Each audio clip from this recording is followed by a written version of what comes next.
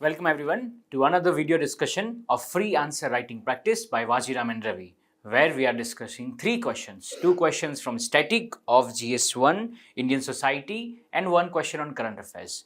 Today we are going to see questions from GS1 Indian Society, effects of globalization on Indian society. We have seen in previous years, that means GS1, we have seen multiple questions of these themes. In 2022, we saw that how globalization and its linkages with new technology and the scarce resources of the world was asked. In 2021, we saw questions with respect to the impact of cryptocurrency on the Indian society was asked.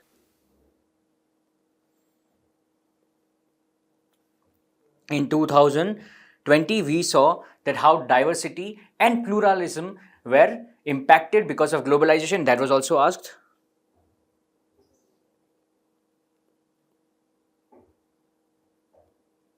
In 2019, we saw question with respect to local identity and global identity.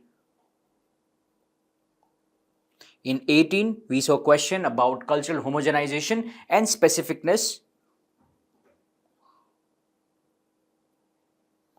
In 2016, we saw question from this segment where there is direct impact on the core cultural identity.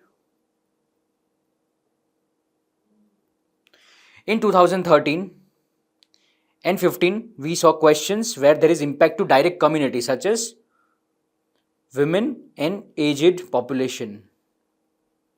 So over here we can understand that this specific segment has certain importance and there are questions directly impacting certain segment of the community or overall as the cultural part, also with respect to certain advancement in the global level and its impact in the Indian society. So these are the kind of questions which are coming for GS1 Indian society, effects of globalization on Indian society. So let's see today's question and understand how can we solve them.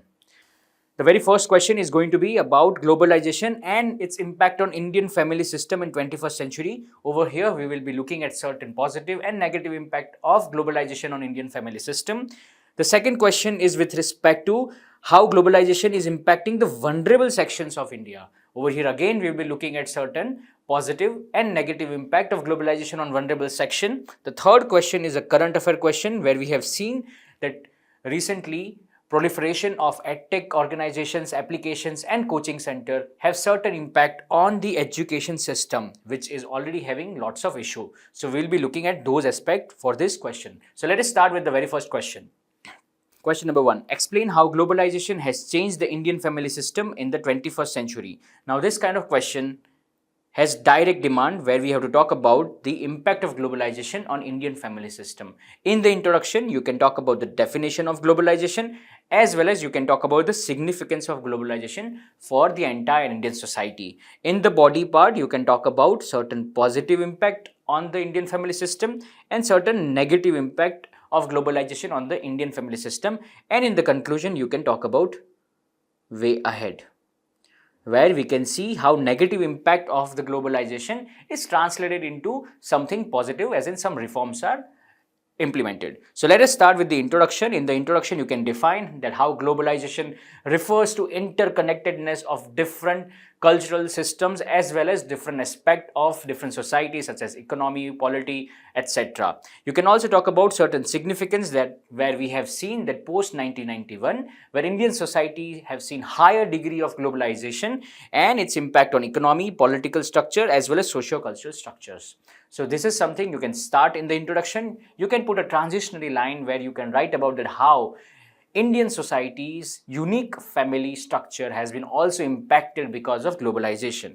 In the body, in the heading 1, you can talk about certain positive impact and its dimension of globalization on the Indian family system. Over here, the very first point you can talk about it how it led to modernization and job opportunities, where people have diverse options with respect to accessing the livelihood, where we have seen that globalization has increased job opportunity.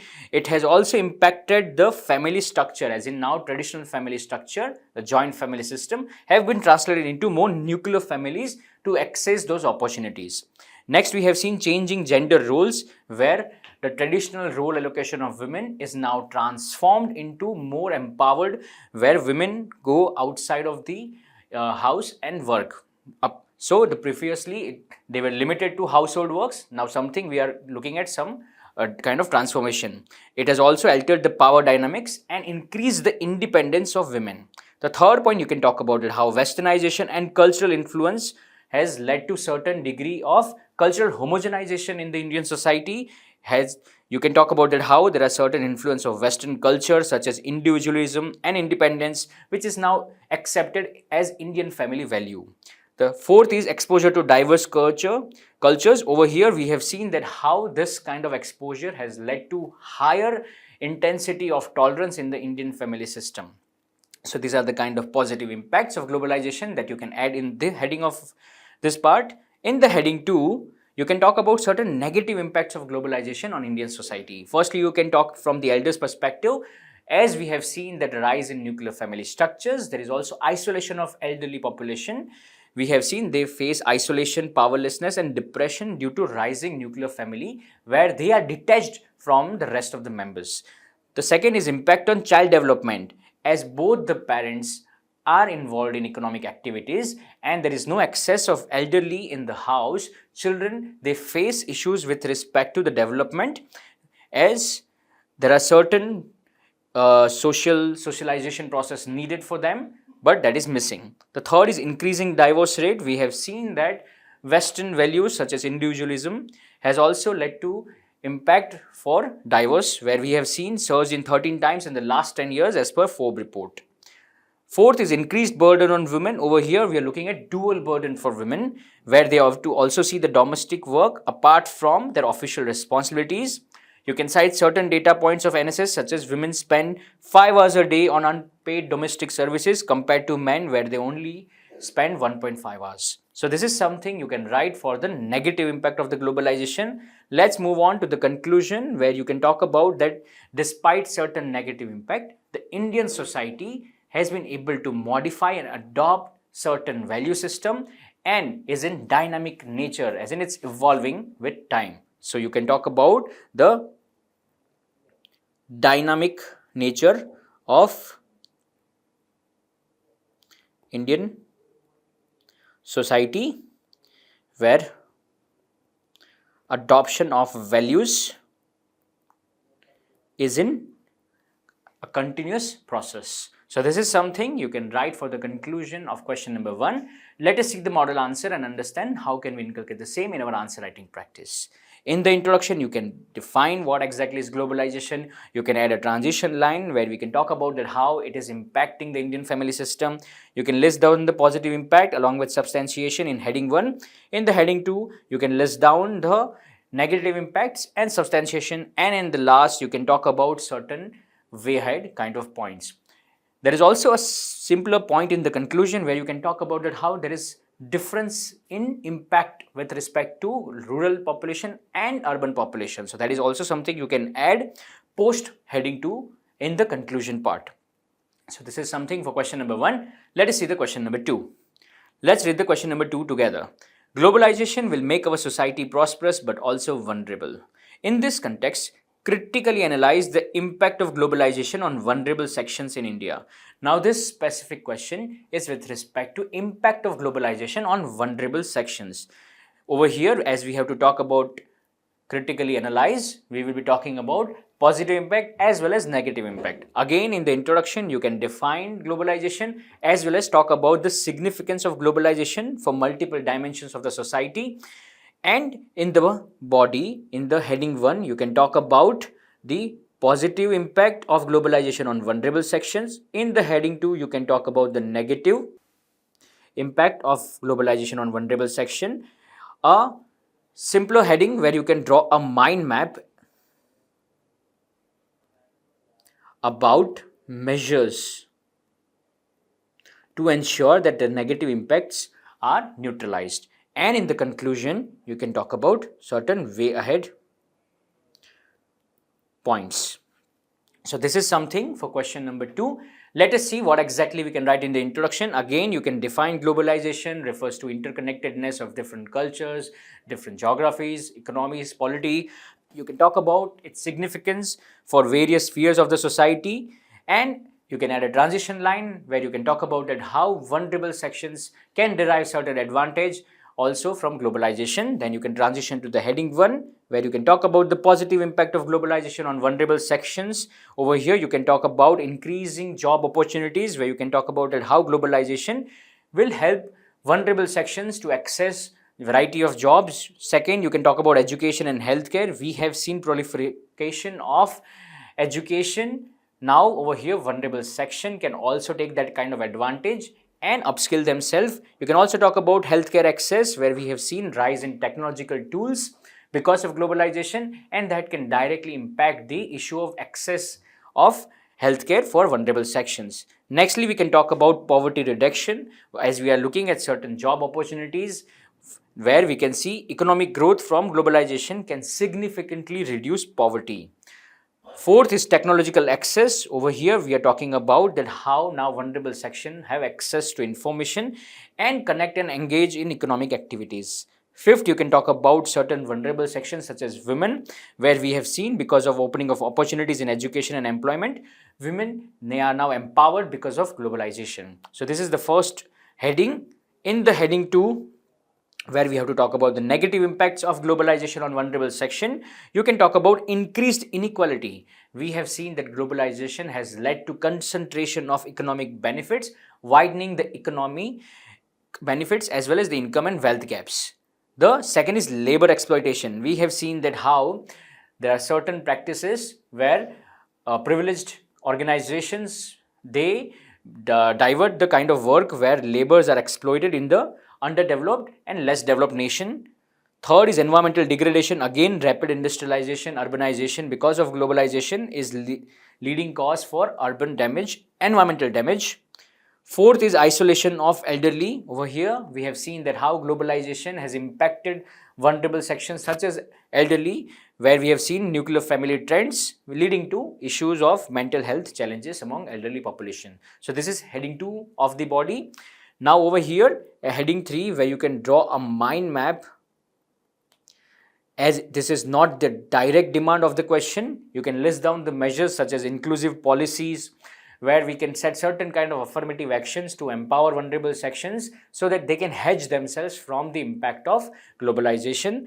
You can talk about skill development to ensure that the vulnerable section, they are ready with the kind of opportunities that they can access.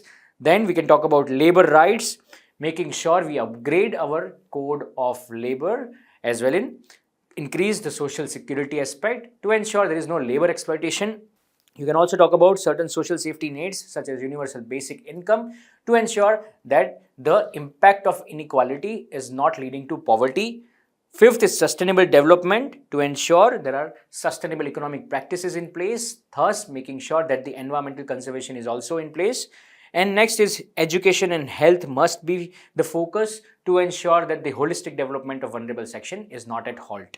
So this is something as a mind map you can write in the heading 3 of the body. In the conclusion, you can talk about way ahead. Over here, you can talk about that how globalization is a double-edged sword, where we have to make sure that the advantages are harnessed and all the disadvantages, as in the negative impacts, are shielded through certain government intervention as well as through private enterprises such as CSR.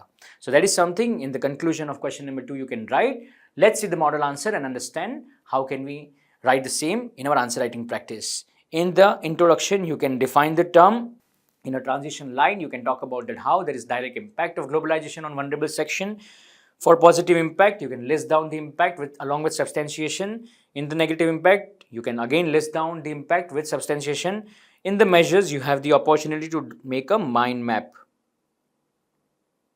as this is not the direct demand. So you can just make a mind map and list down the keywords. And in the conclusion, you can talk about how there is need to go ahead to ensure that the best of the globalization is implemented for the empowerment of vulnerable section. So this is all for question number 2. Let's see question number 3, which is a current affair based question. The broken education system fails to nurture individual talent and diverse learning styles, hindering the holistic development of students.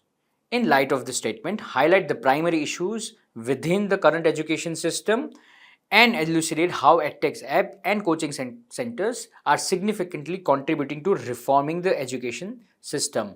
So this specific question is talking about two aspects. Firstly, primarily the issues of education system at large, and second, impact of edtech apps and coaching center for the reforms in education sector. Now we are in the introduction, you can talk about recent news as in context. We have seen certain news where we have seen how there is issue of broken education system and apps and coaching, they are proliferated, but however there are certain challenges with the same. You can talk about that how the education system is held hostage by exams, and because of that there is lesser focus on the learning outcomes and more focus on the successes of those exams. We have to also see that how proliferation of edtech app needs to be regulated to ensure there is no exploitation. So it is something you can write in the introduction. In the body, in the heading 1, you can talk about the primary issues of education. In the heading 2, you can talk about the impact of edtech apps and coaching center as in the positive impact. In the heading 3, you can talk about certain challenges, and in the conclusion you can talk about way ahead. So let's start with the heading 1. In the heading 1, you can talk about the primary issues within current education system. You can talk about inadequate education investment. Right now, around 2.5 to 2.6% of the GDP of the budget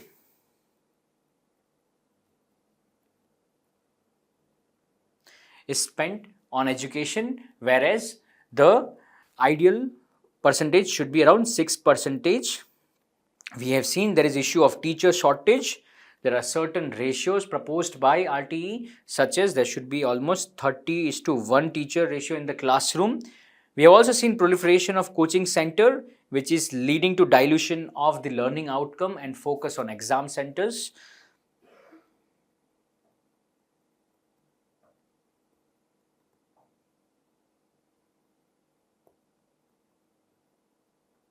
We have also seen issues with respect to insufficient school infrastructure, where basic necessities such as drinking water, toilets, etc. are not there in the school ecosystem. So again, insufficient school infrastructure. So these are the kind of points you can talk about in the issues for current education system. In the heading 2, you can talk about the benefits of edtech app and coaching center. Firstly, with respect to accessibility and flexibility, we have seen that how those apps and coaching centers are able to capture the imagination of students through accessibility, as in through apps. We have seen that how digitalization has helped the same. You can talk about personalized learning, where we have seen that how data based learning models are being created to ensure there is learning outcome oriented education system. We have seen interactive and self paced learning system, where the student can engage the entire learning module in that self paced way. Next, we have seen how real-time progress tracking has been also taken care through those kind of applications and coaching center. And lastly, it is helping for exam preparation and skill enhancement. However, in the heading 3, you can talk about certain challenges associated with the edtech apps and coaching center. Firstly, you can talk about digital divide. As we have seen, the access to internet as well as electronic gadgets is not inclusive in the India. We have seen certain kind of exclusion, as in certain kind of limitations. Next is resistance to change from students' side as well as from teachers' side. Student side, as in to learn through apps, has been kind of limiting compared to the physical way of learning, and from teachers' side, as in adapting to new technologies.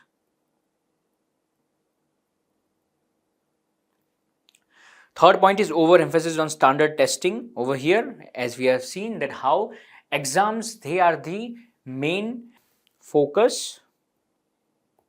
And lastly, social isolation and well-being, as they are easily accessible at any place. We have seen the issue of social isolation and well-being as well. So these are the kind of challenges you can write for exam edtech apps and coaching centers. In the conclusion, you can talk about that how there is need to implement national education policy suggestions such as experiential learning, vocational learning, and mentoring. We can also talk about that how India's Amrit Kal vision with respect to empowering the education sector, thereby taking the advantage of demographic dividend, should be also focused. And lastly, you can talk about that how inclusivity should be the key to ensure that the education is accessible and quality learning outcomes are the focus. So this is something for question number 3 conclusion you can write. Let us see the model answer and understand how can we inculcate the same in an answer writing practice. Firstly, you can talk about certain kind of current affairs that we have seen in the news, and we can talk about that how primary education, as in the entire education system, needs to be reformed. You can talk about certain issues with the education system. You can list down the issues along with substantiation. Then you can talk about the benefits of EdTech app and coaching center, as it is the direct demand of the question. And you can also talk about the benefits and challenges. And in the conclusion, you can talk about way ahead, where you can talk about national education policy, Amrit Kal vision, etc. So this is something for question number 3. You are writing for answer writing program by Vajiram and Ravi, where you can access this question at vajiramis.com and see the model answers and video discussion same over here on the YouTube channel. So keep writing, and thank you so much.